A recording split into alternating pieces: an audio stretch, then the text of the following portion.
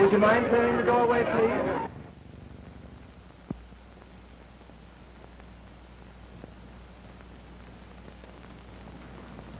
Where's all the customers tonight?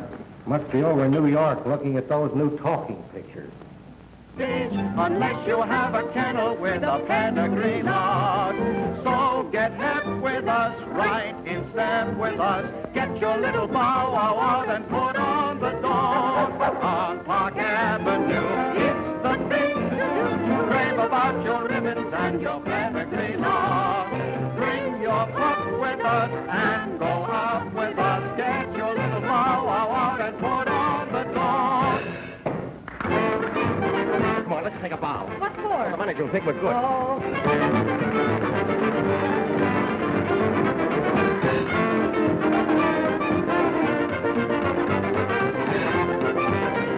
Two more minutes and I'd have been asleep myself. Well, now the manager knows we're good. Oh, come on, Airedale. Snap out of that suit before you lose weight. Gee, they wasn't so tough out there, mate. I hardly worked up a sweat. How were they tonight? How's the audience? Well, you might find them a little tough, but gee, they were swell for us. Hey, Hyland, telegram for you. 50 cents collect. George, play the guy, will you? Huh? Oh.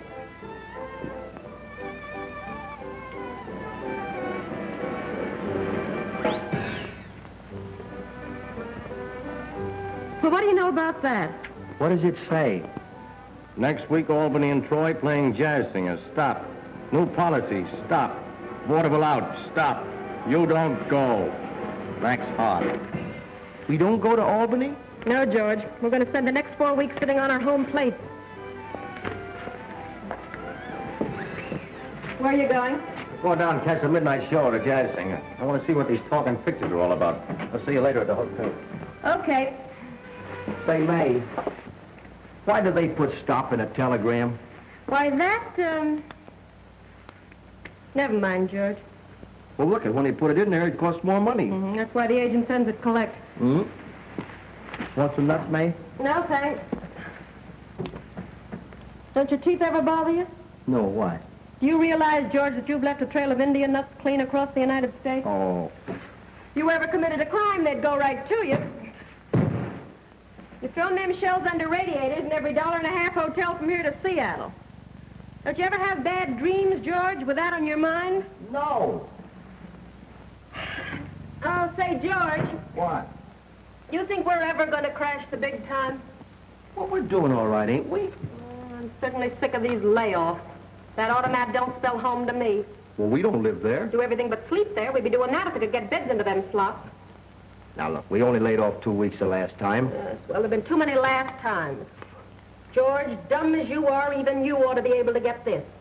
The bank book says there's $128 left. $128. You get that? How long do you think 3 people can live on that? Oh, well, I'd say about, Yeah. Oh, you just blew, May. Well, George, What? don't you ever want to do anything all your life but knock about over the map as a small-time vaudeville actor? No. You don't. No. Well, I guess that settles that, doesn't it? Yeah. Better go ahead and take that sweatshirt off before the Board of Health sees you. Huh? Oh.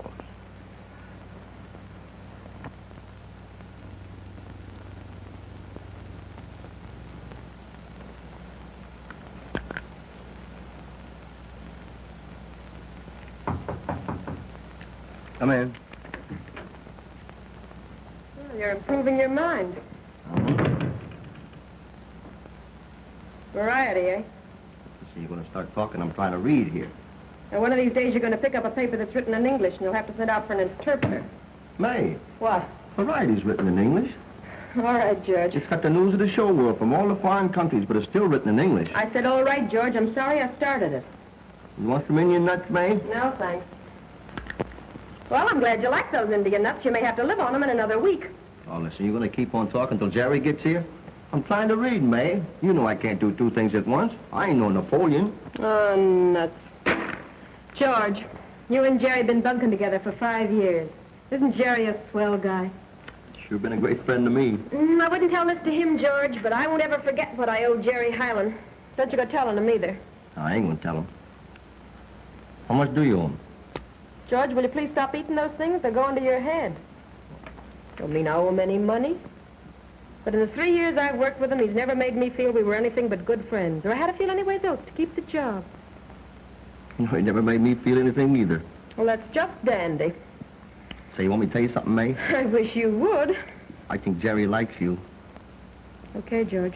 No, I mean he likes you a whole lot. Yeah, all right, George, you better go on with your reading. Well, I don't want to read now. I feel more like talking. Now, George. Listen, I can tell because Jerry George, the will you other please- afternoon... George. What's... May, I saw history made tonight. What are you talking about? The jazz singer. Well, what of it? I'm telling you, it's the greatest thing in the world. Oh, there've been good pictures before, Jerry. I'm not talking about the pictures, I mean the vitaphone. The what? The vitaphone, the talkies. They talk, May. Oh, that. That, you ought to hear him cheering me. Why, it's something so big up that even the vitaphone people don't know what they've got yet. Say, come out of it, Jerry. What are you getting so head up about? Say, it's no money in your pocket if it is good. No? Well, listen to me. We're leaving for Los Angeles tomorrow night. What'd you say? We're leaving for Los Angeles tomorrow night. Are you out of your mind? Don't you understand, May? For the next 6 months, they won't know which way to turn. All the old standbys are going to find themselves out in the cold. And somebody with brains and sense enough to use them is going to get into the big dough. Well, what would we do out there? Act or what? No. Acting as small potatoes from now on. You can't tell what we'll do. Direct, give orders, tell them how to do things. There's no limit to where we can go. Say, what do we know about directing? Good Lord, May. Suppose we do cut loose and go out there. What do we got to lose? $128. All right, George. Well, gee, I don't know, Jerry. Maybe we gotta get out there before this Broadway bunch climbs on the bandwagon. They're panic-stricken out there. They'll fall on the neck of the first guy that seems to know what it's all about. That's why we gotta get out there quick. Yeah, but give me time to think. Gee. Suppose we don't catch on right away. How are we going to live? You heard what the boy wonder said, $128. I got 500 more. Huh? Where'd you get it? I sold the act. You did what? I sold the act. I took one look at that picture and sold the act outright to Eddie Garvey for 500 cash. Well, you Now, certainly don't had... get sore, man. It was the only thing to do. Oh, no, I'm not getting sore, Jerry, only I never... You sold the act to Eddie Garvey? Think what it'll mean, May, if we win out. No more traveling all over the country, rolling out of trains in the middle of the night. No more automats, no more rotten hotels, living in one place instead Well, of... okay, Jerry, I'm with you. You have some nerve, but count me in. Good for you. How about you, George? Huh? Are you willing to take a chance with us? Well, if you sold the act... Sure, I sold the act, but we're going to try this new game. Now, what do you say? It's a chance of a lifetime. Come on, George. But he sold the act. Listen, George, we're giving up the act. We're not going to do the act anymore. Don't you get that? I know, but he sold the act. I understand he sold the act. Now, listen, George, there's a new invention called talking pictures. In these pictures, the actors will not only be seen, they will also talk. For the first time in the history of pictures, they will use their voices. I've got an idea. What? Well, I think I know what we're going to do out there. Well? Now, none of these bozos have ever talked on the stage. They've never spoken lines before. They gotta learn, that's all. Well, sure they do, and who's going to teach them? We'll open the School of Elocution and Voice Culture. Huh? But we don't know anything about it, May. Well, maybe you don't, but I went to one once, and it's easy. Maybe you have got hold of something. The School of Elocution, that's not a bad idea. Say, wait a minute. What is this elocution? It's a swell idea. And if I know actors, they'll come running. But between you and I and the lamppost here, it's the best idea anybody ever had. But look. What am I going to do? I don't know anything about elocution. You don't know anything about anything, George. And if what they say of the movies is true, you'll go far. To help me, Jerry, it'll work like a charm. It's beginning to come back to me already. I remember lesson number 1. Well, if you're sure we can get away with it, May. Oh, it's a cinch. Just watch. Come here, George. Say, California, here I come. Why should I? No. Don't argue. Say it. California, here I come. All right. Now, stomach in, chest out. Oh, wait a minute. Maybe it's the other way around. No, that's right. Stomach in, chest out. Now, say it again. California, here I come. No, this time with feeling. You're about to start a great adventure. The covered wagon is moving slowly across the plain. Hardships, mountains. Desert heat rising onto a goal. Hollywood and Jap Chopin. Filled gates in a marble swimming. Come on, George, give it everything. California, here I come. Yay! It works, Jerry, it works. If it works on George, it'll work on anybody.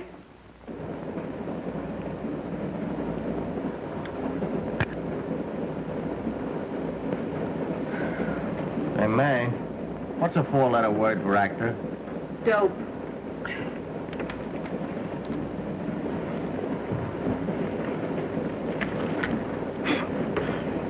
Well, you know, you'll be bald before you're 30. Why don't you take off your hat? May, don't do that, will you?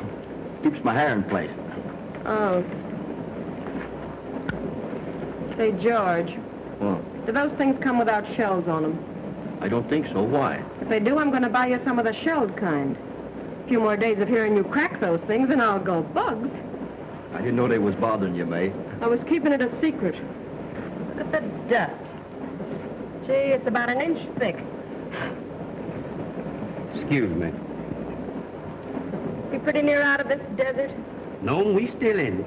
Pretty dusty, all right. It is, huh? Yes, ma'am, pretty dusty, all right. Yes, ma'am, dust everywhere. See? Thanks. You're welcome. Anything else you want? No, that's all, thank you. Just want to know if it was dusty. Yes, ma'am, it is. Well, I'm ever so much obliged. You're welcome. I guess this is you folks' first time out, ain't it? How'd you know? On account of you noticing the dust that way. See, I carry lots of folks out to the moving pictures, and they always notices the dust. They do, huh? Yes, ma'am. But coming back, they don't seem to care so much. Well, did you get that? Coming back, they don't seem to care so much. Why don't they? Oh, I mustn't go out there like this. It's aging me. Honest, Jerry, wouldn't you think the railway would have put a couple of rivers in there somewhere? So sick of looking at that desert. Those nuts cracking are beginning to sound like cannons going off. Huh? Oh, go ahead. Crack 2 at a time and see if I care. Going out to the ladies' smoker. Maybe I'll hear a good, dirty story. George. What? Listen, we gotta pull May out of this, you understand? Sure. We gotta keep her spirits up. Things are getting on her nerves. I wonder what it is.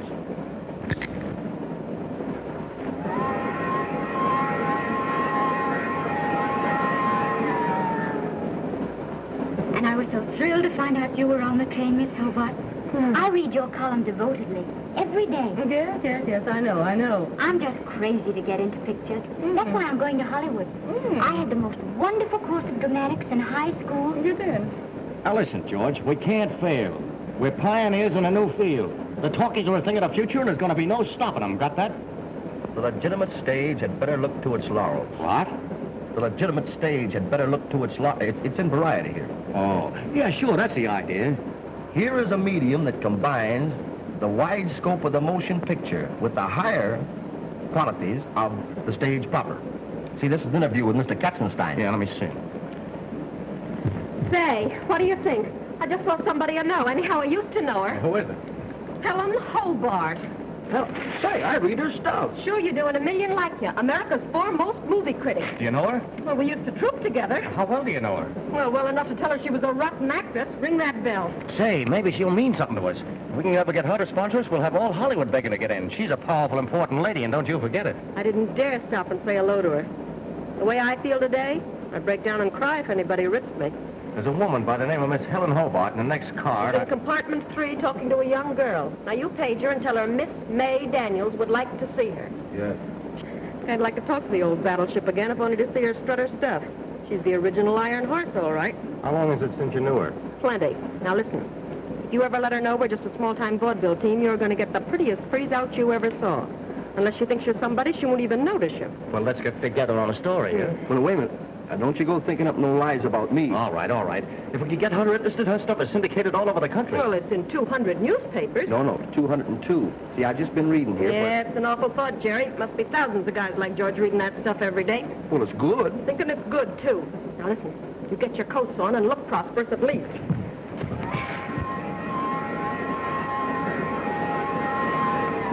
Where is she? Where is she? Oh, why, Helen. How marvelous. Oh, my dear. Now, how perfectly lovely. How nice to think of you being on this stage. Helen, you look marvelous. Oh, thank you, dear. You haven't changed at all? Really? Well, I thought living abroad would have changed me somewhat. What? Oh, but Helen, let me introduce you to my business manager, Mr. Jerome Hyland. How do you do? And my technical advisor, Dr. Lewis. How do you do, Doctor? Well, now, do sit down, Helen, and let's chat a while. Thanks, I will. There's some little girl back in my car who discovered I was Helen Hobart. She simply won't let me be. That's why I was so glad to get away. She's been reading my column, and she can't believe that I'm human, just like herself. Thinks I'm some sort of goddess. If you knew how much of that sort of thing I get. You're doing some sort of newspaper work, aren't you? My dear, didn't you know? Don't tell me you're a film star. Well, I write the most widely syndicated column in the United States. Anyone who reads the newspapers. But where on earth have you been, my dear, that you haven't heard about me? Well, I've been in England for the last 8 years, Helen. That's probably why I didn't know. Oh, but do go on and tell me now. I'm frightfully interested. Well, if you don't know, my dear, I can't quite tell you all. But I think I can say in all modesty that I'm one of the most important figures in the industry. You know, it was I who gave America Gary Cooper and Rex the Wonder Horse. Yes, I've done very well for myself. But you know, I always could write May, but I never expected to be the Helen Hobart. Oh, but listen to me rattling on. Now tell me what you've been doing and what in the world took you abroad for 8 years. Well, the last I heard Oh, of yes, you... I know. Well, of course, I never expected to stay in the theater. That is, not as an actress. Always thought I was better equipped to teach. Teach? Voice culture. I began by taking on a few private pupils, and then when I was abroad, Lady Tree persuaded me to take her on for a bit, and from that I just sort of drifted into opening a school. Oh, and it's been very successful. Of course, I take only the best people. Mr. Hyland and Dr. Lewis are both associated with me, as I told you. And now you're going to open a school in Hollywood. Hollywood? Why, we hadn't thought of it. I know we haven't really accepted. Wait till I tell you. Of course, you don't know it, but something is happening at the present moment that is simply going to revolutionize the industry. They finally perfected talking pictures. No. Yes, and you can't imagine what it's going to mean. But here's the point. Every actor and actress in the industry will have to learn to talk, understand? And if we were to open the first school, oh, my dear. Oh, no, Helen, really, we couldn't think of such a thing. Oh, no, Miss Hobart. Well, yes, that's what we came up. I simply won't take no for an answer. Well, what about my school in London? May, America needs you. You're still, I hope, a loyal America. Oh, yes. Then it's settled. I know just the man we'll go to, Herman Glogauer. You know the Glogauer studio. Oh, well, I'm not sure. Oh, yes, of course. Yeah.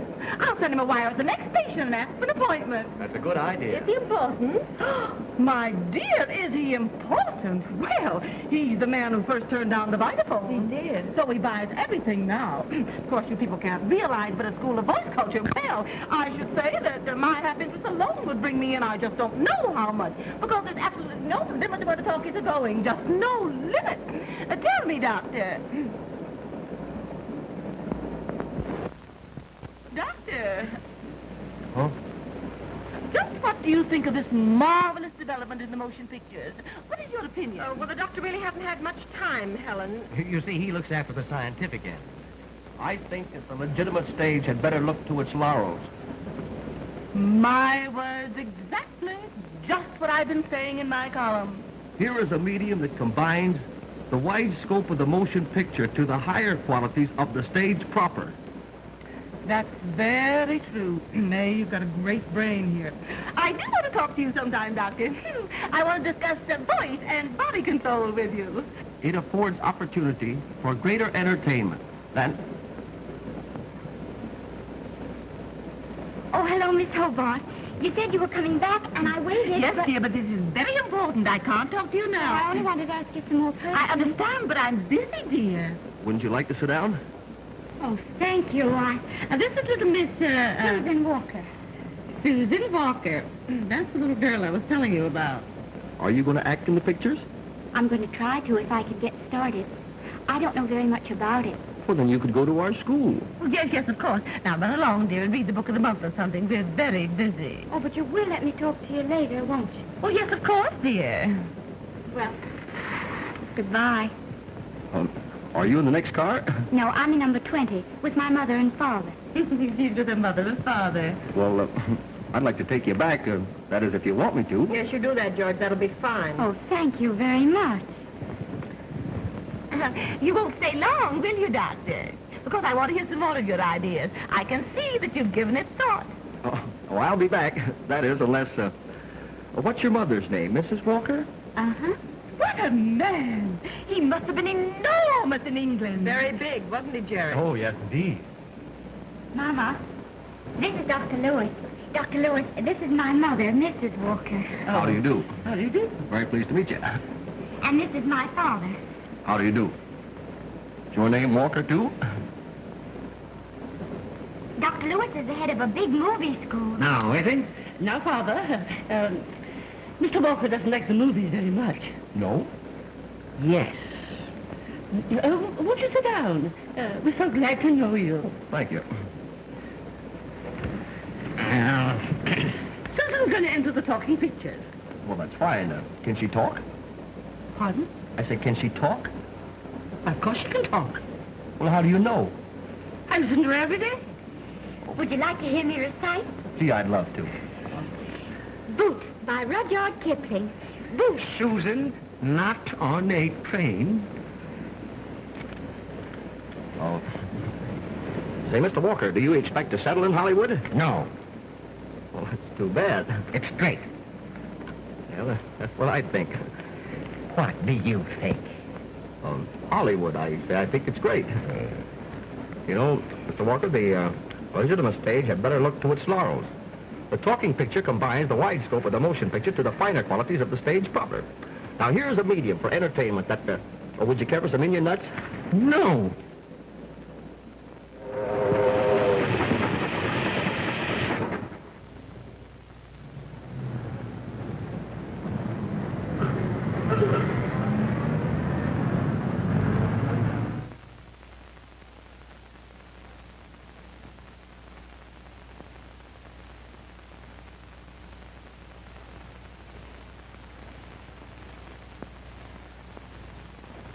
Good morning. Oh, good morning, Miss Hobart. Mr. Glogauer is in, I suppose. Yes, he's in Compton. I'll go right in.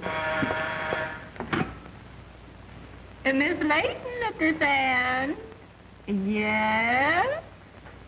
Oh, yes. Yes, he knows that you're waiting. How many days? Well, I'm afraid you'll just have to wait. What? Oh, no, you couldn't possibly see Mr. Glogauer.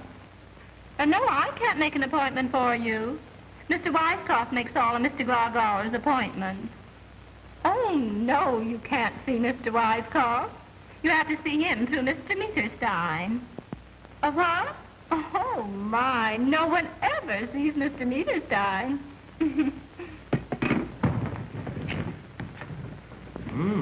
Nice place. Like a fine swimming pool. Gee, Mr. Glogauer, sure lucky we came out here. Now, George, What? when you're introduced to Mr. Glogauer, you just say hello, see? In a pinch, hello, Mr. Glogauer. Then from that time on, nothing. Well, supposing I get a good idea. That's when I sing Aida. Yes? Miss Daniels and Mr. Hyland to see Mr. Glogauer. Oh, you couldn't possibly see Mr. Glogauer. He's in Compton. Yes, but we have an appointment.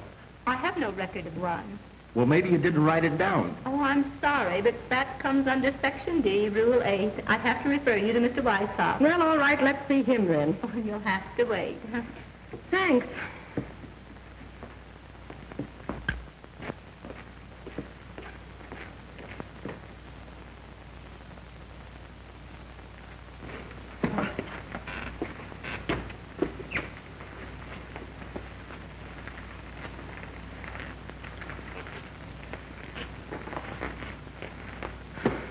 Yeah.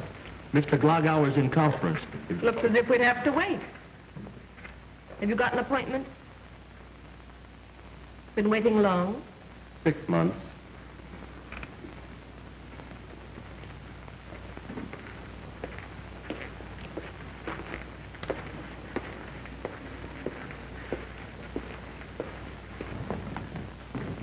Where's Mr. Glogauer?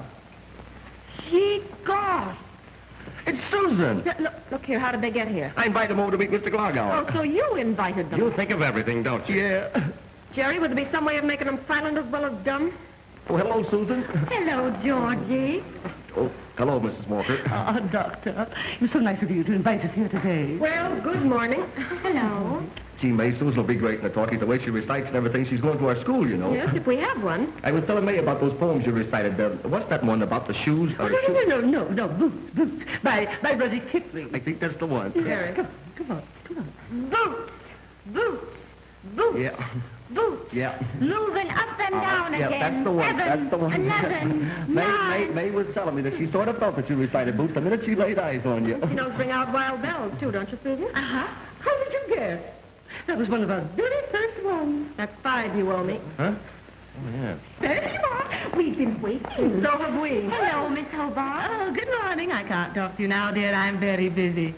Doctor, how delightful. You'll pardon us, please. Don't go away. Well, it was marvelous you were able to get us an appointment. If Mr. Glogauer says yes to our proposition, we'll have to celebrate. I think our chances are very good. Herman, Mr. Glogauer, he's scared stiff. He's had so much trouble lately, you know. He's the man who first turned down the vitaphone. Of course, he's never admitted it. No one's ever dared mention it to him. No, I wouldn't think so. Well, what did he turn it down for? Well, he just didn't know, Doctor, what it was going to amount to. He didn't have enough vision. We'd better go on in. Oh, Herman, dear, I'm so sorry to disturb you, but I want you to meet Miss Daniel, Mr. Hyland, and the famous Dr. Lewis. How are you? Hello? What? What kind of a singer? Well, never mind if she's a grand opera singer. Would she look good in tights? What? You don't know? Well, keep on looking. Well, Mr. Glogauer, we understand that you're in the midst of quite a revolution out here. I should say he is. Is it a revolution? What did they have to go and make picture stock for? Things were going along fine. You couldn't stop making money. Even if you turned out a good picture, you made money. There's no doubt about it. The entire motion picture is on the verge of a new era. The legitimate stage had better look to all it. right, George. Sure, it's colossal. A fella sings a couple of songs of them, and everybody goes crazy. You can teach your own people to talk. Why not let us take them in hand and give them back to you perfect in the use of the English language? It's entirely a matter of correct breathing, Mr. Glogauer. Abdominal respiration is the keynote to elocutionary training. We'll not only teach your people to talk, Mr. Glogauer, but we'll have them talking as well as you do. Well, I don't ask you for miracles. Mr. Glogauer, Miss Fontaine and Miss Lee are here. Tell them to come in. All right. They are two of my stars. 7,500 a week they draw down. And in the old days, they were worth it. How much? Every time Fontaine undressed in a picture, it was a surefire. The most beautiful legs in America. Yeah, but they can't talk. That's just the trouble with them. They are beautiful girls, but unspeakable. Oh.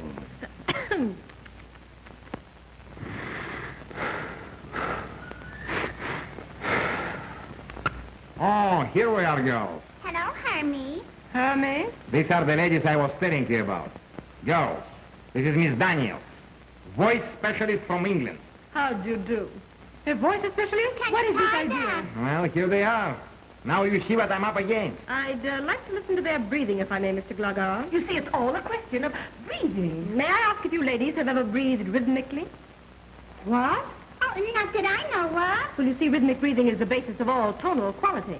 If you're able to breathe rhythmically, then there is every reason to suppose that you'll be able to talk correctly. That's that. Well, what about it? Can you do it? But, Herman, you cannot ask us to do that. Hermie! If you'll permit me, I think I can tell you. Sure, sure. Thank you. Will you breathe, please? Again. Well? Well?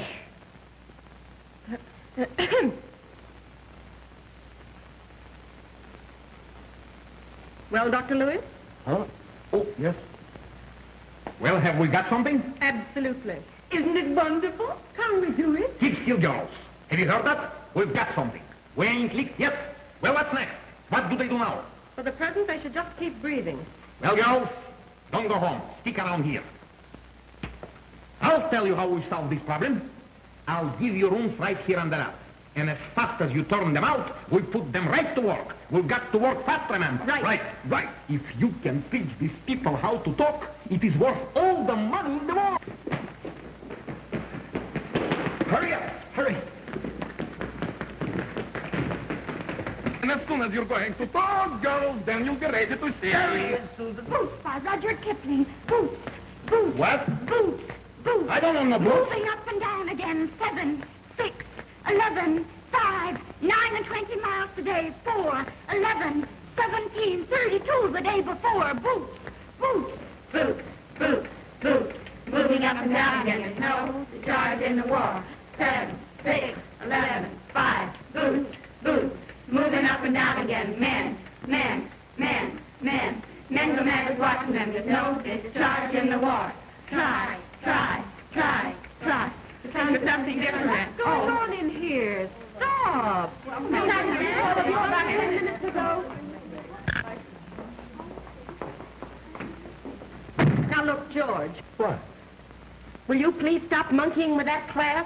Well, I was only trying to find out if they could do boots as good as Susan could. We'll get along without that. Say, I'm only one lesson ahead of that class myself. Hey, listen, tell me something. How's Susan doing in her classes? Oh, great. Gee, she's a wonderful girl, isn't she? Yeah. She's just the kind of a girl I've been looking for. And she says that I am, too. Why, George, it isn't serious between you two, is it? No. She says she's not going to get married until she's carved out her career. Oh, that's all right, then. You know, she likes me. See, that part of it's all right. But she says, look at Eleanor Duzay. Why, her whole career was nearly ruined by love. Gee, you can't tell. I'm liable to be another D'Annunzio. She's certainly careful, that girl. Oh, look at me. You know, your school's going over so well and everything, and, well, tell me, when are you and Jerry going to get married? Well, you see, Jerry's a pretty busy man these days, George. We've decided to wait. Oh. Just the minute there's any news, I'll let you know. Gee, thanks. Before you tell me. Say, May, you know, Jerry's going to be a big man out here. Gee, I bet you're proud, aren't you? Oh, yes, I'm working on a laurel wreath for Jerry evenings. Is that so? Say, I won't say a word to him about it. We'll make it a surprise, huh? Now, look, George, you know that big chair in the corner of your office? My big brown one. That's it. Will you go and just sit in that till about February?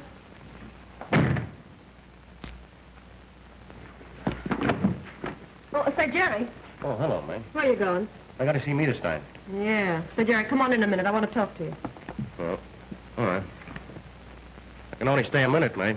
Say, Jerry, are you busy for lunch?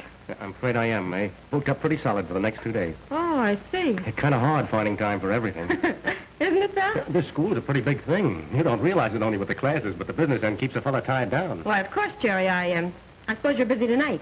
Yeah, that party up at Jack Young's. Hi, anything special? Well, we haven't had a little talk in quite a... I kind of expected to see you last night, Oh, gosh, I'm sorry about that, May, but I knew you'd understand.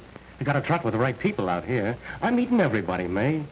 I was sorry I had to break that date with Quite you. all right about the date, Jerry. I wouldn't bother you, but I think it's kind of important. Why? What's happened? Nothing's happened, but Mr. Glogauer was supposed to hear those tests of Lee and Fontaine last night, wasn't he? Yeah, sure. What about him? We haven't heard anything yet. Oh, how do you mean? You're not nervous, are you? He just hasn't got around to it, that's all. Pretty anxious to get him. He kept calling up all afternoon. Well, he's probably heard him already and buying up stories. That's more like it. Will you stop worrying, May? We haven't got a thing in the world to worry about. We're sitting pretty. Well, see you later. I gotta run.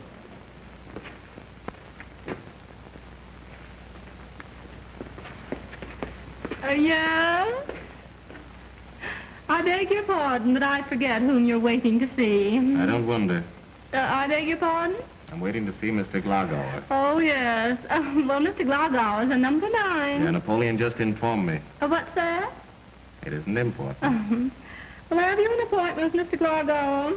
Yes, ma'am, direct. Right Yes. to Mr. Meterstein, to Yes. Mr. Weisskopf, to Mr. Yes. Glogauer.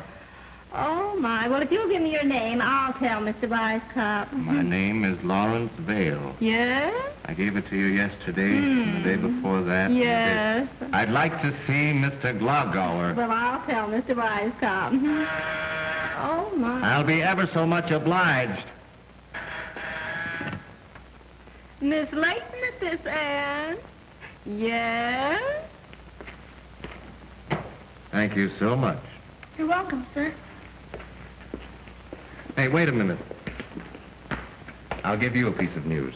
You see that door across the hall there? The one with the swinging doors? Yes, sir. Well, if anybody wants me, I'll be in there on number 3. Extension 34, please. Yeah. Oh, George?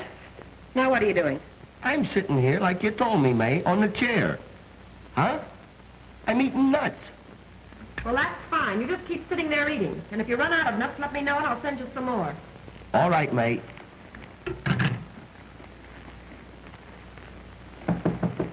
Come in. Hello, Georgie. How do you like my new dress? I don't know, Cup. Gee, you look marvelous, honey.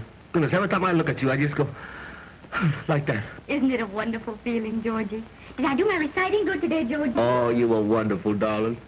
But it seems so long. I can hardly wait till I become a big star and get myself pointed out to all the tourists. Oh, it won't be long. Gee, every time you start to recite, I just close my eyes and look at you. And then my heart goes like that. Oh, that's sweet of you, Georgie. You can kiss me if you like. Huh? I said you may kiss me if you like. I like. Come on over here. Well, I like that. If you want to kiss a lady, you come on over here. Listen, I can't. I can't leave this chair. Come on over here. Will you please? Will you please come on over here? Will you please? Oh, Georgie. Isn't it wonderful, Georgie? Mm-hmm. Oh, Miss Daniels, Miss Daniels, where's Susan? Help me find her, please. I'd rather get her home at once. What's the matter? It's her father. Oh. It's terrible. It's terrible. He wants to go back east. Well, I don't blame him. Maybe she's in George's office. Come on. We'll take a look. Susan!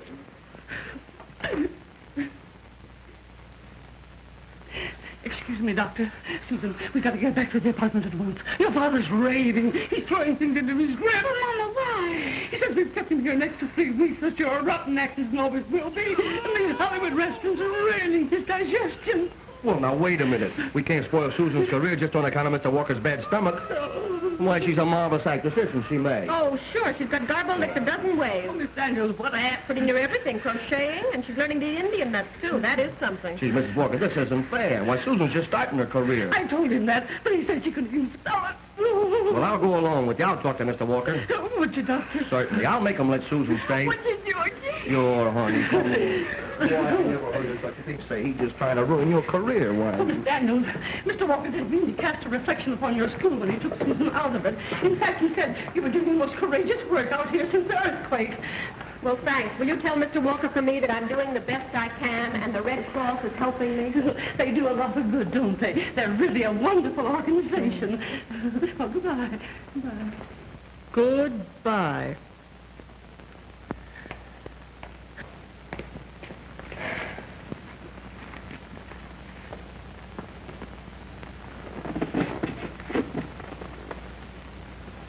Isn't there some disease you get from sitting?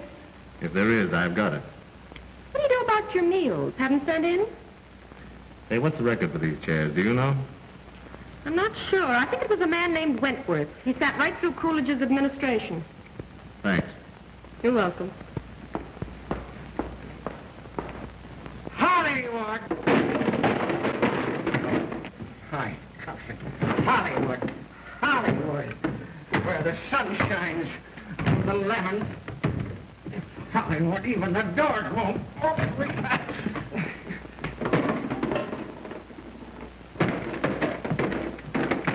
Sit on around here. Well, I got up another peep out of you and I'll bring you. And you women, start packing your grips right now. We're getting out of this orange-flavored, sun-struck, flea-bitten country on the 4:30 train. But, Mr. Walker, listen. Listen. I've listened for 5 years and I gave in. I brought him out here. And for 6 weeks I've been listening to that girl groan and grunt and yodel. and she still can't act. But they're not satisfied. They keep talking. What do you want me to do, go crazy? Well, why don't you go home alone, and then they won't have to talk to you? That's it. I can go home alone, and they can't talk to me. Why, I can live at the club, and I'll be able to get some sleep, and I can eat, and I'll get over this indigestion. Here, Doc, have a cigar. And they can stay out here until they're satisfied, and I won't have to listen to that movie talk anymore. Oh, Dr. Lewis, you saved the day. Georgie, you're so good to me. Now I can stay and act. Oh, you shouldn't just plain act, Susan. Oh, don't cry, honey. You should be a big star. I know. We'll do something about it. What? What? What? Oh, I know. I'll go and see Mr. Glogauer for you. Oh, when you do it. Say, I'll stay and see him if I have to sit until the studio falls down. Better take this along. What's that for? The calluses. But I haven't got any. Oh, Mr. Glogauer. Yes? Say, it ain't true, Duchess. Say, you remember? It was an appointment, wasn't it? That's it, an appointment. I got it through a speculator. Maybe this will help. I work here. I have an office, a room with my name on the door. It's a big room, see? In that long hall where the authors work, the people that write, authors. Look, it's a room with my name in gold letters on the door. What was the name again, please? Lawrence Vail. Oh, you're Lawrence Vail. Oh, I'll tell Mr. Wisecoff. No. Just let the whole thing drop. Only tell me something. They make talking pictures here, is that right? A what? This is a picture studio. They make pictures here, pictures that talk. They do something here, don't they? I'll tell Mr. Wisecoff. Now, don't be afraid of me, little girl. I'll not harm you. It's just that I've been in that office, the one with my name on the door, for months and months. And nobody ever noticed me alone in there. And the strain of it got to be too much, and so I came out. Oh. Now, I don't expect to see Mr. Glogauer anymore. I just want to go in and wander around. Because tomorrow I'm going home. And I want to be able to tell them there that I saw the maid. And who knows, maybe I'll run into Mr. Glogauer. I'd love to know what Napoleon looks like before I die.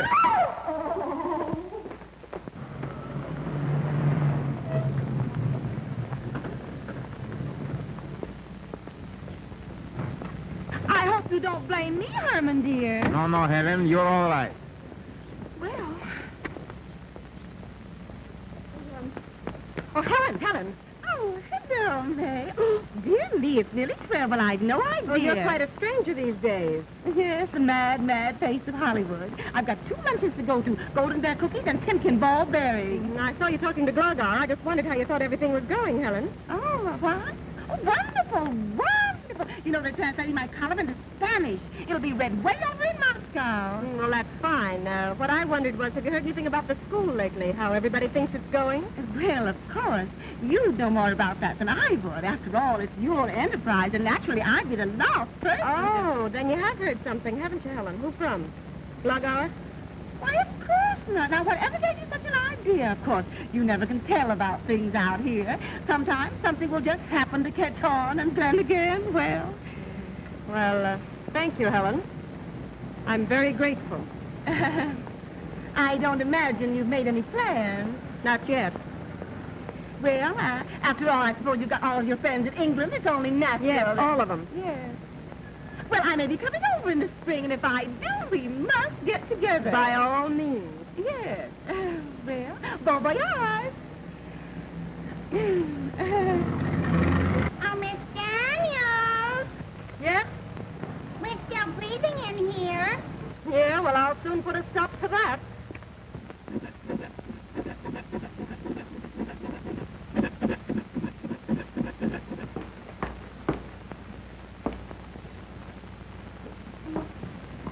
Say, what's the idea? I'm just taking the names off. You mean Daniels, Hyland, and Lewis are coming off the doors? That's right. They don't waste much time around here, do they? No. Sometimes people leave their office and go out to lunch. And by the time they get back, it might say barber shop. We aren't even out to lunch. Say, it doesn't take long to get the names off, does it? No. On these doors, I never use permanent paint. You'll excuse me, won't you? Oh, yes, you've got your work to do. Well, it's been very nice to have met you. You're welcome. To the report of the abdominal breathing class. Jerry, have you got a minute? I'm afraid I haven't, mate. Yes, you have. Would you mind leaving us? You don't need to come back. What's the matter with you, anyway? Jerry, we're washed up. They're taking our names off the door. Are you sure? Yeah, I thought of the chisel. Well, they can't do that to us. Jerry, they're doing it. Gee, I had a hunch when I was talking to Helen. Well, what did she say? Well, she handed the school right back to us. Why, it seems she had nothing to do with it. That tells the story. Well, we might as well get our things together. Say, don't take it so hard, Jerry. We've been up against it before. Yeah, but everything was so... Well, I don't know which way to turn, May. It sort of knocked me all of a heap. Don't let it lick you, Jerry. We'll pull out of it some way. We always have. Yeah, but not this. Thing like this sort of... Well, what are we going to do? Say, what do you say we go out to Hollywood? Oh. You know, I hear they're panic-stricken out there. They'll fall on the neck of the first guys that seem to know what it's all about. I know. Yes? What is he? A playwright? Lawrence Vail? No, I never heard of him. Well, I'll find out if he works here. Oh, say, Miss... Oh, doctor. Pardon me, but is Mr. Glogauer in? No, I haven't seen him. Oh, doctor, I'm so upset. I've been trying to find a playwright, but there's a crazy man been following me. Oh, doctor, if you only knew the insults I suffer at this desk. The weird people that I meet. I beg your pardon.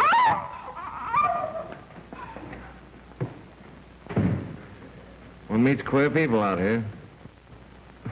Sure do. Have you seen Mr. Glogauer? No, I haven't. You one of the chosen people? How's that? Do you work here? Oh, I thought you meant was why, I'm Dr. Lewis. Oh, yes. They tell me something. It won't go any further. Have you ever seen Mr. Glogauer? Well, sure, lots of times. Is that so? Actually seen him, huh? Yeah. I suppose you've been here a good many years. Oh, no, I've been here 6 weeks. Only 6 weeks. I wouldn't have thought it possible. Oh, do you work here? I'm on the payroll. You see, Doctor, I'm supposed to be a playwright. Probably doesn't mean anything to you, but my name is Lawrence Vail. It, doesn't mean anything to you, does it? No. No, I wouldn't have thought so. Oh, that's what you've been doing here, writing plays. No, just sitting. I've quit now. You know, I should have thought of a pillow myself. Well, tell me, what were you supposed to do? Don't ask me that. I don't know anything about it. I didn't want to come out to this godforsaken country. I have a beautiful apartment in New York and friends. But they hounded me and belabored me and hammered at me till you would have thought that if I didn't get out here by the 15th of October, every camera in Hollywood would stop clicking. Is that so? And so I came. In a moment of weakness, I came. That was 6 months ago. I have an office, a secretary. I draw my salary every week, but so far, no one has taken the slightest notice of me. I haven't received an assignment. I haven't met anybody outside of the girl who hands me my check. In short, Dr. Lewis, I haven't done a single thing. Well, what do you suppose they were so anxious in having you out here for? Who knows?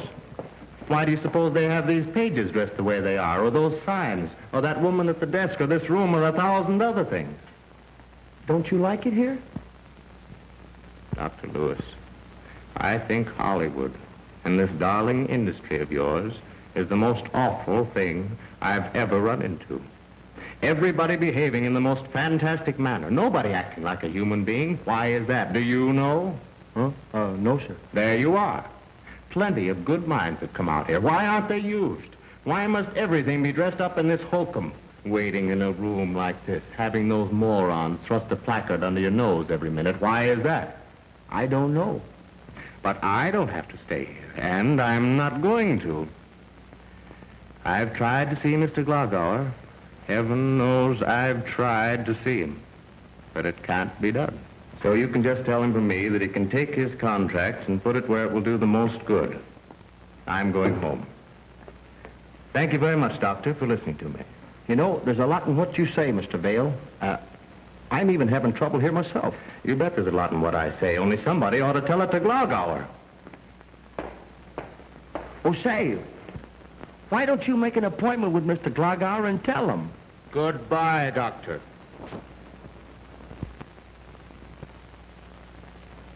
What can I do about it now? You know we've got no one else available. What do you want me to do about it? There is no use of going on. Dorothy Dodd will not do. I will go back to Herman in Uber before I shoot a foot. Do you realize that I brought this woman from New York, took her out of the show, and she is now on a play or pay contract for the next 3 months?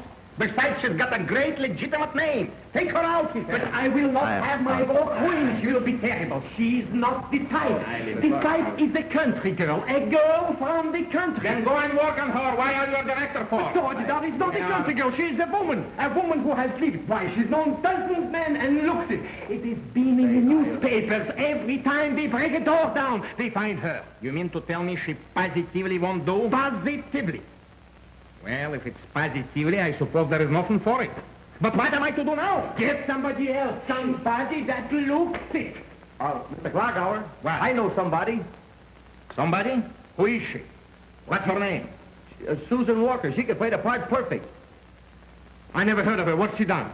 She hasn't done anything. Hasn't done anything. Taking up our time with a girl that hasn't done anything. Do you realize that we've got to have a name? You get it? We've got to have a name. Why? What's that? I say, why do you have to have a name? Why do we have to have a name? Go away. Go away. I'm spending $300,000 on a picture and he asks me why we've got to have a name. Because Susan Walker as a name wouldn't draw flies. Understand? Not even flies. But she could play the part. Well, what about it? Who would come to see her? Why do you argue on such a foolish subject? Everybody knows you must do picture with names. It can be done. You cannot make pictures without names. Mr. Glogauer, you know, there's something you ought to know. What? Well, this darling industry of yours is the most awful thing that I've ever run into.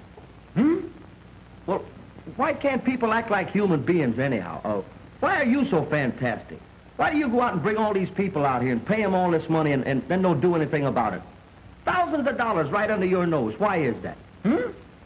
Can you tell me why you can't make pictures without having stars playing parts that they don't fit just because they got a good name or something? How about a girl that hasn't got a good name? And how about all these signs in this room and that girl and everything and everything else? Why, it's the most terrible, the most awful. All kinds of people coming out here. Why don't you do something about it? Why don't you do something about a little girl like Miss Walker and give her a chance? Well, she'd be marvelous in the talkies. Why, this whole business is in the hands of incompetence. That's what's the matter. Afraid to give anybody a chance. And you turned the Vitaphone down. Yes, you did. But everybody around here's afraid to tell about it. Why, this whole... Why, you never give it... This whole business in the hands of... You turned the Vitaphone down. He's right. Huh? He is right. And to stand up there and tell me that, it's colossal. This is what this business needs. A man who can come into it, and when he sees mistakes being made, talks out about them. Yes, sir. It's colossal. Why, it's the most terrible thing. Who are you anyway? Didn't I sign you up for something? Yeah, I'm Dr. Lewis with the school. Oh, but that school isn't any good. It is good. Is it?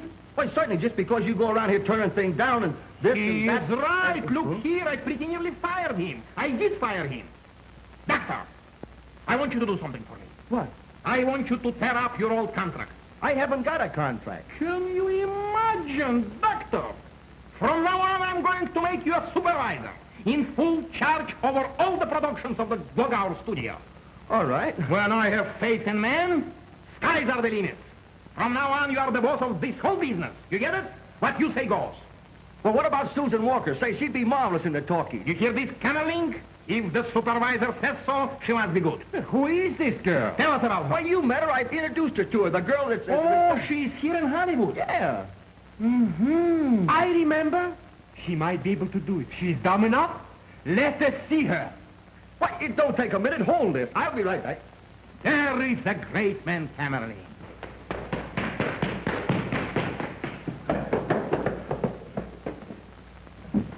Come on, Susan, quick. Mr. Glogauer wants to see you.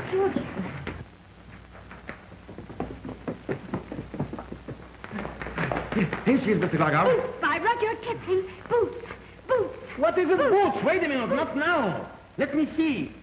Yes, she can do it. He's right. Ja, wunderbar. I told you I was right. Say I love you. I love you. I hate you. I hate you. Yeah, the honest too. Now I'll show you how we handle this. We'll create a name for her. Yes, sir, a name. I've done it before, and I do it again. Oh, Georgie. Oh, Susan. Hey, Jerry, what do you think? I just been made a supervisor. You Huh? I told him about the Vitaphone. You did what? I'm a supervisor. The one man. Tomorrow you are going to get your office with a full staff. That's the way we do things out here. No time wasted on thinking. I'll get you all the people you need. Anybody you want. All you got to do is to say so. Well, I know who I want, Mr. Glogauer. You hear that, Camerling? Already, you know. Wonderful. Isn't it? Well, name 'em. Well, I want Miss Daniels and Mr. Hyland. Those people? You don't want those people. They are fired. I know who I want, Mr. Glogauer. Yes, but I can get you Weiskopf and Mitterstein. I want Miss Daniels and Mr. Hyland. And supposing I say no? Well, then it's final, Mr. Glogauer. If I don't have Miss Daniels and Mr. Hyland, I can't do a thing. And if I don't get them, well, I think I go home. Oh, Georgie, you mustn't. California, here we go. No, Dr. Louise. Now, you couldn't do that. You must stay, Doctor. A supervisor is always right. Miss Daniel and Mr. Hyland. No, you don't have to go. You must stay right here. You are hired back again. Tomorrow, I'll give you your contract. I'll give you everything. All right. Then I'll stay. Fine. Well, Doctor, what would be your first official order? Let me see.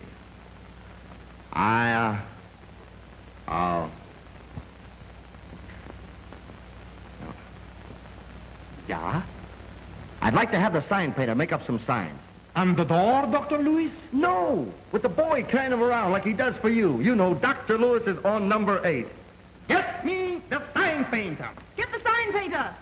Get the sign painter. Get the sign painter. Get the sign painter. Get the sign painter.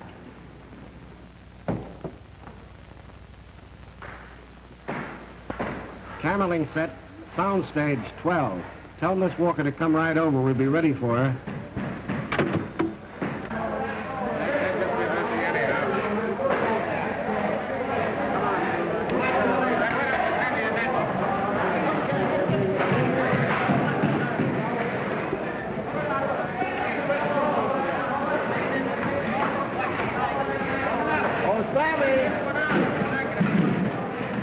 Weber, get your camera lined up for the moving shot on the wedding scene. Okay. Pull it over a little.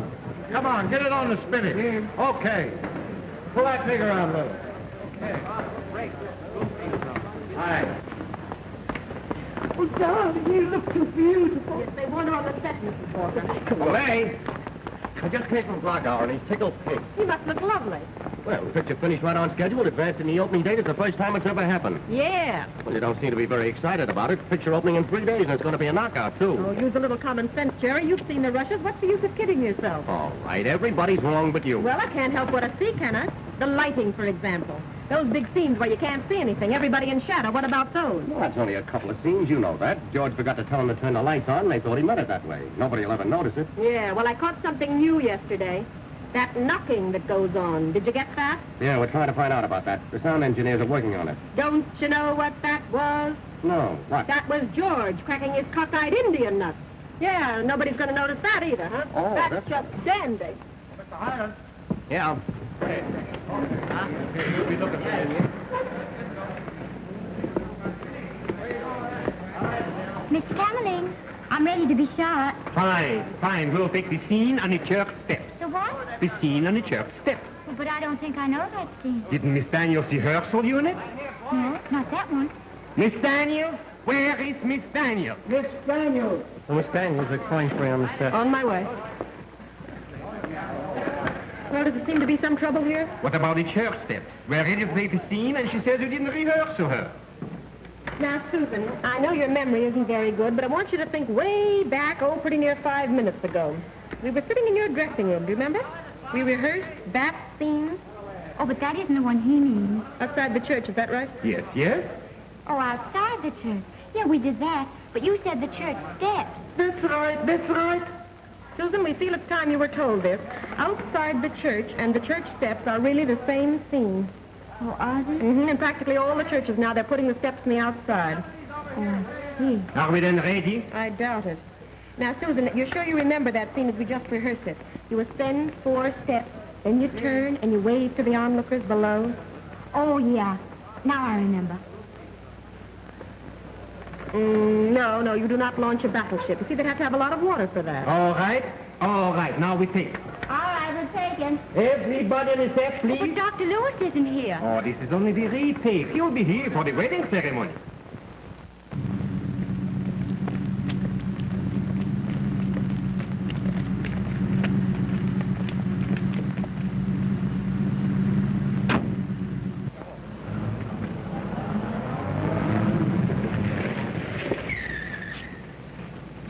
Just a moment, Dr. Lewis. May I see you a moment, Doctor? Dr. Lewis, it's very important I see you about that Doctor's very scenario. busy. I'm sorry you'll have to wait.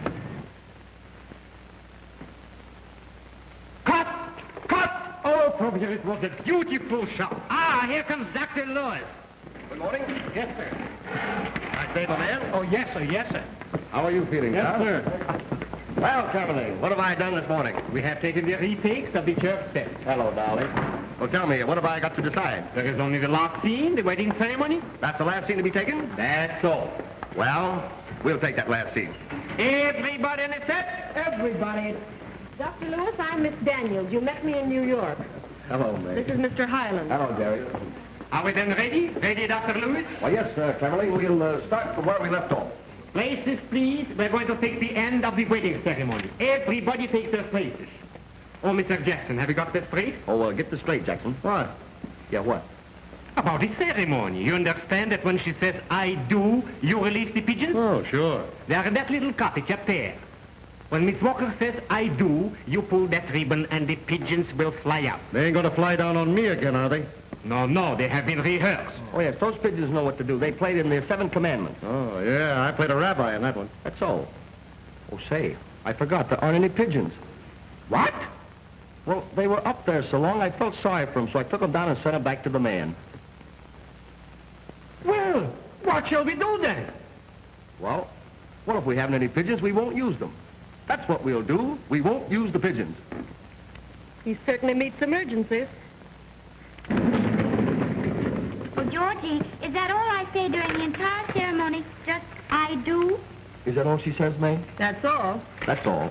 That's the part she knows, too. But it seems so short. Well, perhaps she could perform the ceremony. Then she could do all the talking. Oh, no, that wouldn't fit in the scenario. That wouldn't fit in the scenario. Oh, that wouldn't fit in the scenario. No. Mr. Glogauer is coming. Morning, Mr. Glogauer. Morning. Morning, Mr. Glogauer. Morning, Morning. Good morning, Mr. Glogauer. Well, how's the happy family? Everything is going along fine? Right on schedule, Mr. Glogauer. That's wonderful. That's just what it is. That's fine. Well, what's going on now? Oh, we're just shooting the last scene. That's fine. I congratulate everybody. The reason I came down, if you don't mind, I interrupt you for a second for a very special reason. That's all right, Mr. Glogauer. Mr. Glogauer's on number 12. Tell them I'll look at foolish virgins at 2:15. Mr. Glogauer will look at foolish virgins at 2:15. I want everybody to stay here. I want everybody to hear this. Attention, everybody. Attention. Oh, yes, attention, everybody. Mr. Glogauer is probably going to say something. 17 years ago, boys and girls, when I went in the movie business, I made up my mind that it should be run like a business, as a business, for a business. And that's what I've been trying to do. But never, since I started to make Glogauer Super Jewels, has been a picture of mine finished exactly on the schedule. And what was the reason for that? Because now, for the first time, we've got with us a man who is able to make decisions, and to make them like that. Dr. George Lewis. Oh, ladies and Now, wait a gentlemen, minute. I ain't through yet. And so, in recognition of his remarkable achievement, I take a great pleasure in presenting him with a very small token of my regard, a solid gold dinner set, 106 pieces, and with his initials in diamonds on each piece. I thank you.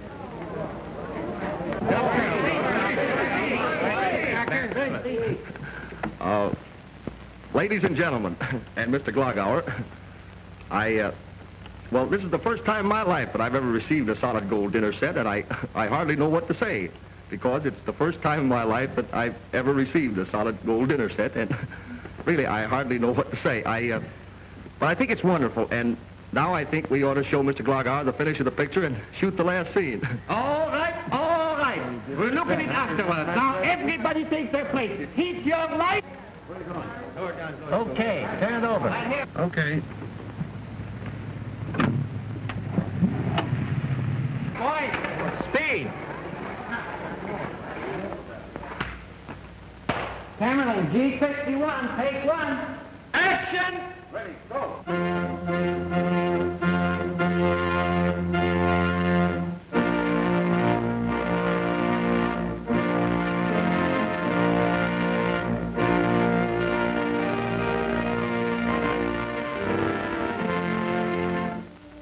Cyril Vail, dost thou take this woman to be thy wedded wife, to live together in the holy state of matrimony? Dost thou promise before this sacred altar to love her, comfort her, honor, and keep her in sickness and in health, and forsaking all others, keep true only unto her, so long as ye both shall live? I do. Mildred Martin, dost thou take this man to be thy wedded husband? Dost thou promise to love him, obey him, and keep him in sickness and in health, so long as ye both shall live? I do. Forasmuch as these two have consented together in holy wedlock, and have witnessed the same before this company, and have given and pledged their troth, each to the other, I hereby pronounce them man and wife.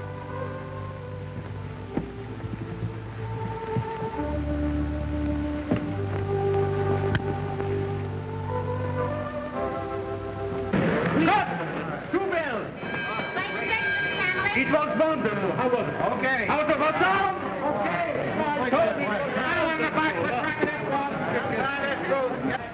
There you are, Mr. Glogauer. Embrace, fade out, the end. I see. Wait a minute. I didn't understand. What did you say? I say embrace, fade out, the end. The end? You mean you take this scene last, but it isn't really the end? Oh, yeah, this is the end, isn't it? Certainly it's the end. How can it be? What about the backstage scene?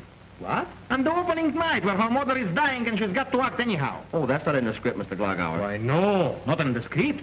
Oh. I had 12 playwrights working on it. Well, it's not in there. Wait a minute. This is a picture about a little country girl Yes, sir. who gets a job in a Broadway cabaret. Oh, no, there's no Broadway cabaret. No Broadway cabaret? No, this girl doesn't even get to New York. Doesn't get to New York. You mean the cabaret owner doesn't make her go out with that bootlegger? No, sir. Well, then what happens to her? What does she do? This is the rich woman that stops at the farmhouse and picks up this little girl and takes her to Florida and buys her all these clothes. Wait a minute. There is no backstage scene anyplace? Why, no, this little girl, she goes swimming. And she swims way out too far, and there's Cyril Fronsdale. Let me see that script. There it is. That's where she goes swimming. Dr. Louise, you know what you have done? What? You made the wrong picture. What? That's what you have done. You made the wrong picture. Well, are you sure, Mr. Glogauer? Where did you get such a script? It's the one you gave I me. didn't give you such a script. She goes swimming. Swimming! Do you know who made that picture? Biograph in 1910. Florence and Maurice Costello. And even then it was no good. Well, they were all here when we... They were all here. Where were all your brains? Kammerling. It is my fault. Dr. Louise gave us the script right in his office. Dr. Louise. Doctor, we open on Wednesday, and we've got to open. After this, it goes to 400 exhibitors, and we've got written contracts, heaven help them. What are we going to do about this? Tell me, please. Well, couldn't we release it as a special? As a special? Never in my life have I heard of such a thing. After this, I make a ruling. Every story we ever produce, somebody's got to read it. And do you know what it does to you, Miss Walker? You are through. Swimming. Your career is ruined. And you know whom you've got to thank for it? Dr. Louise. Dr. Louise, a fine supervisor you are. The business is in the hands of incompetency, he says. And what do? I give him everything the way he wants it. His own star, his own staff. Oh, yes. And where were you people while all this was going on? Mr. Glogauer, I was on the course end. I had nothing to do with the script. Dr. Lewis was the one that had... But Miss Daniels was here all the time, right with Dr. Louise? What about this? Yes, I was here. Where were your brain? Well, to tell you the truth, Mr. Glogauer, I thought it was just another super jewel. Oh, you did? Yes, I couldn't see any difference. Oh, you couldn't? While we're on the subject, just why is it all Dr. Lewis's fault? Why is it his fault? Who made that picture? Who is else to blame? Well, if I'm not too inquisitive, what do you do with yourself all the time? Play marbles? What's that? Where were you while all this was going on? Out to lunch? I go to my office. That's all to it. I go to my office. And Mr. Supervisor, I make you a present of this. Thank you. And will you all please understand that nothing about this is to get out of the studio. That's official. Come on, Hyland. 17 years from the people for this fell for. It wasn't my fault. I didn't mean to make the wrong picture. It's too bad, Miss Daniels. Yeah, isn't it? But after all, it's the movie business. It is just the same in Germany. It is, huh? Even worse, it is terrible over there. I think I go back. May. Well, you fixed everything fine, didn't you? On top of everything, you had to go and get smart. Well, you don't have to worry, do you, Jerry? What? You don't have to worry. You crawled out from under. You gave as pretty an exhibition as I've ever seen. What do you mean? Oh, nothing. Just the way you stood up for George. Well, somebody's got to keep their feet on the ground around here. Yours are all right, aren't they, Jerry? Yeah, right deep in the soil of California. I was trying to fix things up. That's what I was trying to do. No, no, Jerry. It's been coming on you ever since we got out here. And now it's here. You've gone Hollywood, Jerry. And as far as I'm concerned, that's that.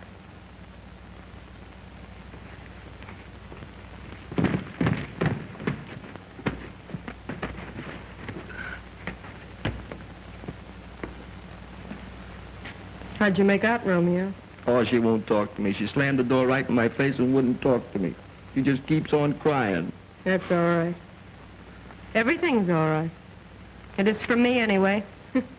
Just fine and dandy. Fine and dandy. Just swell. Gee, May, you know, Susan ought to know that I didn't do that on purpose. I tried to tell her and everything, but look at May.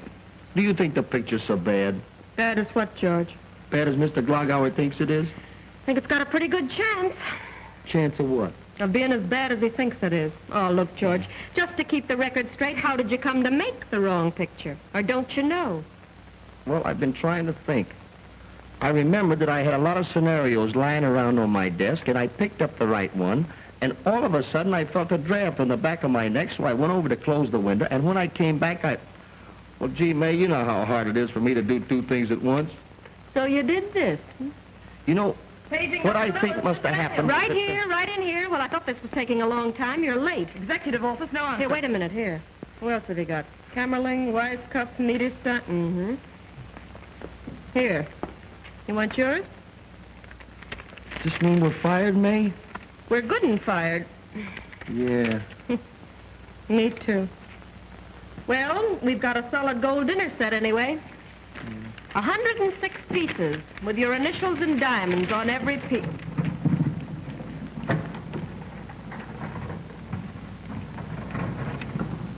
Well, anyway, George, you did have a solid gold dinner set, 106 pieces and your initials and diamonds on every piece.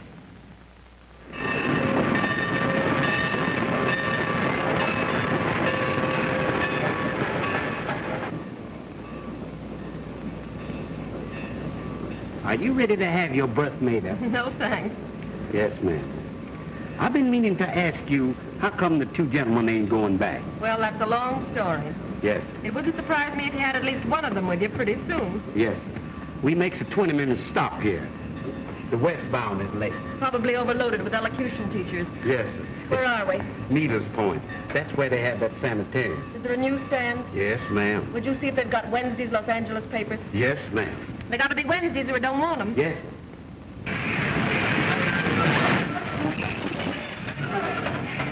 538? Yes, sir. Right this way. I'll get your papers right away. A gentleman just got on from the sanitarium. Well, Mr. Mr. Vail. Well, hello, Miss Daniels. So you're the gentleman from the sanitarium. That's right. Well, it's a good deal of a surprise. Please sit down. Thanks. You certainly are the last person. Well, I hadn't heard you were ill. Nothing serious, I hope. Now, just a kind of breakdown. Underwork. I can't quite picture that reception room without you. Well, I heard about this place, sanitarium here. Sounded pretty good, so I came out. A fellow named Jenkins runs it, playwright. Seems he came out here to write scenarios, but he couldn't stand the sitting, went mad in the 8th month. So he started this place. Doesn't take anything but playwrights. Good, eh? Great. The first 3 days, they put you in a room without a chair in it. Then they have a big art gallery with life-size portraits of all the studio executives. You see, for an hour every day, you go in there and say whatever you want to any picture. I see. Now, what's all this about? Going home on a visit? Well, going home. Oh, something happened? Did you ever meet Dr. Lewis? Yes, I had quite a talk with Dr. Lewis. Well, Dr. Lewis did something that nobody had ever done before. He reminded Mr. Glogauer about turning down the Vitaphone. That made him supervisor. Oh, only supervisor. Then there was Miss Susan Walker. Miss Walker is a young woman who has a chance of becoming the world's worst actress. A very good chance, I should say. Of course, she's young yet and getting worse right along. I see. With that to start with, the doctor cinched things by working from the wrong scenario. Oh, some little thing from 1910. The picture opened Tuesday. And how is your uncle, Mr. Vail? My recollection of the 1910 pictures is that they weren't so bad. They didn't have the doctor in those days. Yeah. Most of it you can't see because the doctor forgot to tell them to turn the lights on. And did you ever happen to hear about the doctor's bright particular weakness? There's something else? It's called Indian nuts. Oh, there must be one around here somewhere. Well, anyway, he eats them with sound. He kept cracking them right through the picture, and they recorded swell. And that, I take it, decided you. Well, that and other things. Funny. I should think there'd be a great field out there for a man who could turn out the wrong picture. Yes, if he could do it regularly. But sooner or later, Dr. Lewis would make the right one and spoil everything. Not the doctor. Maybe you're right. Here's your paper, Miss Daniels. Oh, thanks. A fellow for you, sir. Well, thank you very much. You're welcome. Yes, I guess these have got the notices in them. Hey, you're a pretty brave girl, actually sending out for these. Well, I might as well know the worst. Well, here it is, I guess. Gingham and Orchid. That's the name of it? That's it. All talking, all singing. All rotten picture. Guess that must be what they mean by 100%.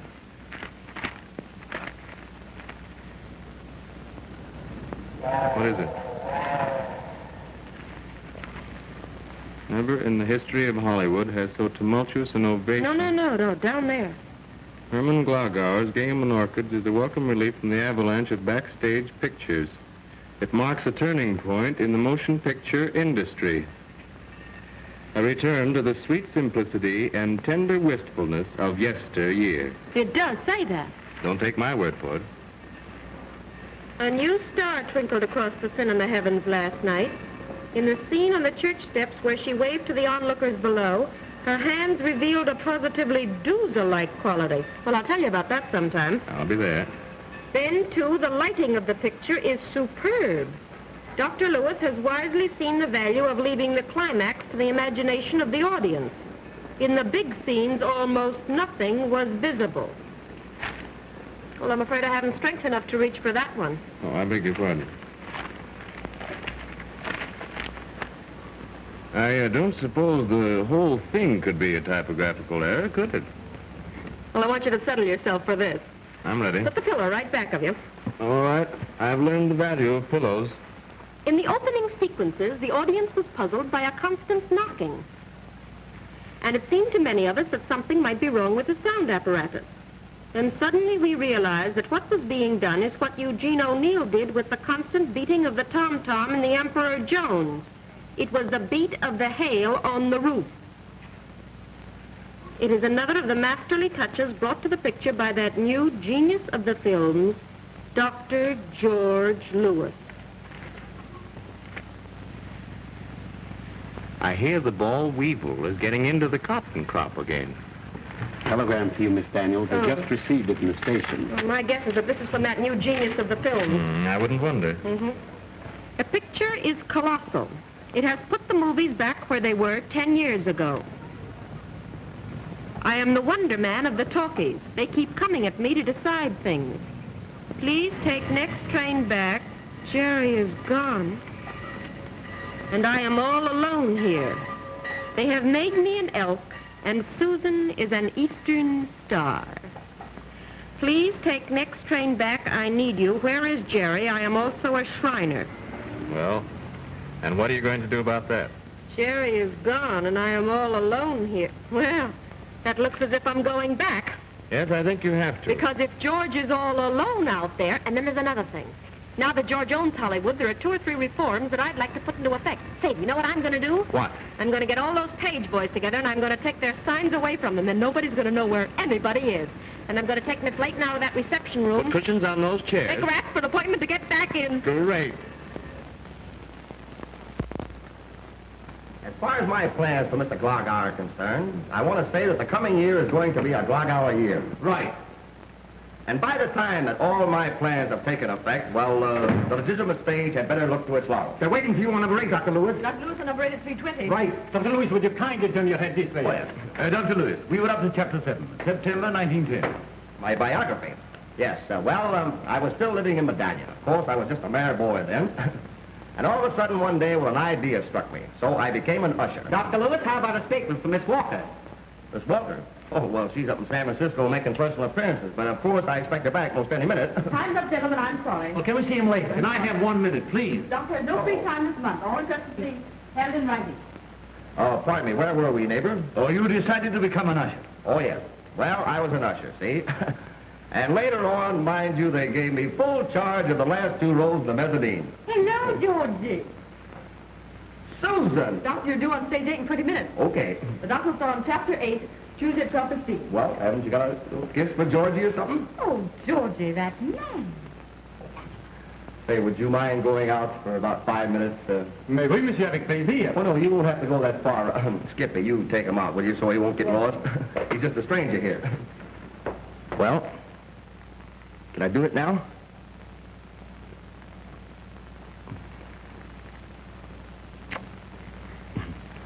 Gee, how was your appearance, Susan?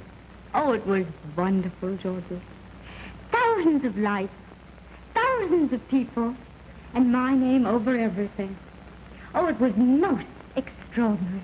Oh, gee, everything's been wonderful here, too. Goodness, I'm up to my 8th chapter in my biography, and I'm having my portrait painted, and, oh, I've got a surprise for you. What is it, Georgie? Tell me quick. It's an airplane. Georgie! Yeah, I got it for nothing for buying just a few of them for Mr. Glogauer. Oh, how wonderful, Georgie. Just what we needed. Isn't that marvelous? I was only going to buy a couple at first, see, but the man kept on talking, and it turned out that if I bought a few more, well, I got one free. How clever of you, Georgie. Isn't everything wonderful, Oh, George? it sure is. But, gee, you know, I wish May and Jerry would get here because they used to seem to know just what to do when things come up. You know, we've always been together, and, well, this is the first time in years that I haven't been together. What's the matter, sir? What's the matter? What are you trying to do here, blocking up my entrance like that? Oh, shut up. What do you expect me to do? Play leapfrog over those trucks ahead? Wait a minute, never mind that trash business. What are you trying to do here anyway? Delivering 460 airplanes. Airplanes? We don't want no airplanes. Well, you're going to get them. Inside or on the sidewalk. I got orders to deliver them right here. Who ordered them? A guy named Dr. George Lewis. Dr. George Louise. Yeah, do you want to sign for him? No! Did you see my picture? Look. It lights up. Oh, isn't that... Where is Dr. Louise? Hello, he's in his office. Oh. See?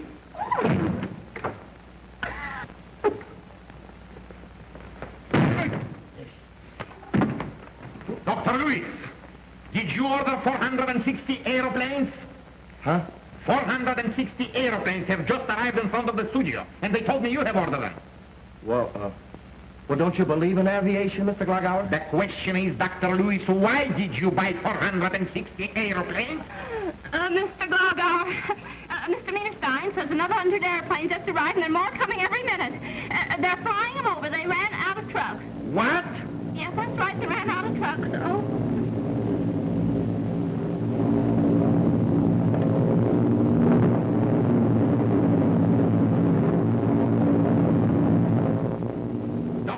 Louise, you bought all of those? Mr. Meter sign says the order calls for 2,000. What? 2,000? 2,000? Dr. Louise, is this the truth? Can such a thing be positively? Well, the man from the... 2,000? 2,000? Tell everybody I want to see the rights in my office. Where is Mittelstein? Where is Wyckoff? Mr. Meter sign, Mr. Wyckoff. Dr. Louise. 2,000 airplanes. 17 years. Never in my life. Well, I don't know why Mr. Glogauer is so mad. All I did was just buy a few airplanes. Oh, George.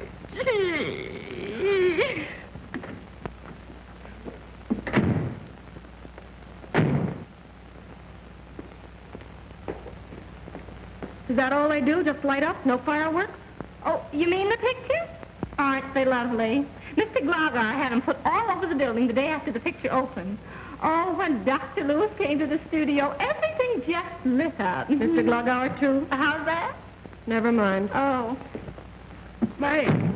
Well, if it isn't Dr. Lewis. Gee, but I'm glad to see you. Did you get my telegram? You know, I wired and wired you. Where's Jerry, George? I don't know. Isn't he with you? No. Gee, I thought he was. So, you know, right after you left, he had a big fight with Mr. Glogauer, and he said some awful thing. And did Mr. Glogauer burn? Now, wait a minute, George. You mean Jerry got fired? He didn't even get a letter. Say, listen, mate. See, the most terrible thing has happened.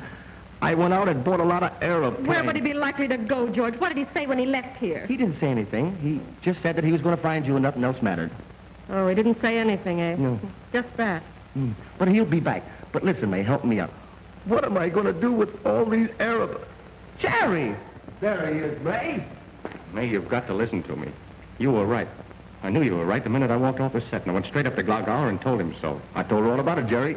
So the answer is, here I am. There he is. Well, we're all together again. Are we together, May? What about it, May? Are we together? What do you mean by leaving George alone here? Well, I wasn't going to stay here without you. Why didn't you come after me? I did. All right, then. Yeah, we're all together again. Oh, what is it, kid? What's the matter? Why, May. I'm all right, gentlemen. The little lady have a moment, can't you? I guess it's just that we're together again. Seems so long. May, I'll never forgive Oh, myself. don't, Jerry. Gee, you make me feel like a second-act climax. Well, it's the Army with banners from now on, no matter what happens. George is the biggest man in Hollywood, and we're riding the high wave. No, we're not, May. Mr. Glogauer is awful sore at me. I bought 2,000 airplanes. You did what? I bought 2,000 airplanes. What for? Well, I don't know. I guess the guy was a good salesman. Now, let me get this straight. You bought 2,000 aeroplanes Uh-huh. for Mr. Glogauer? Yeah, I got one free. What a man. What a man. Well, can't we do something? There must be some use for 2,000 airplanes. Sure, make applesauce. And you can't like that, May. It's all over the shopping. George, why did you ever do it? Well, I guess if somebody offered you an airplane free, you'd... Dr. Louis! Dr. Louis, you've done it again, Doctor! Georgie! Doctor, we've done it again, Doctor. What a man you are. What a man you are. What is this? Mr. Hyland, Miss Daniels, did you hear what the doctor did? He went out and bought 2,000 airplanes. Isn't that wonderful? Wonderful. Wonderful. The trend is changing, Miss Daniels. They've just informed me. Everybody wants to make airplane pictures, and they cannot make it because Doctor bought up all the airplanes. Every company is phoning me, offering any amount. Yes, I thought they would. Isn't it wonderful? So, Doctor, you saw the trend coming. You saw the trend. Saw it. He is the trend. You don't realize the kind of a man you have here, Mr. Glogauer. Yes, sir, I do. So, Doctor, that's the way you work, eh? First, you make believe that you make something wrong, and then... George, you don't need us. I should say not. You just go ahead and be yourself. Oh, Mr. Glogauer, there's something we got to take up here. What is it? Well, look, my picture don't light. Fix it, time! Terminate! Fix it! Fix it! Everybody, fix it! Doctor, you're not angry. Now, no, please, Doctor, tell me that you are not angry. Gee, May, what do you think about it? Well, Dr. Lewis, I'm afraid you've arrived. But I didn't go anywhere. All right, George.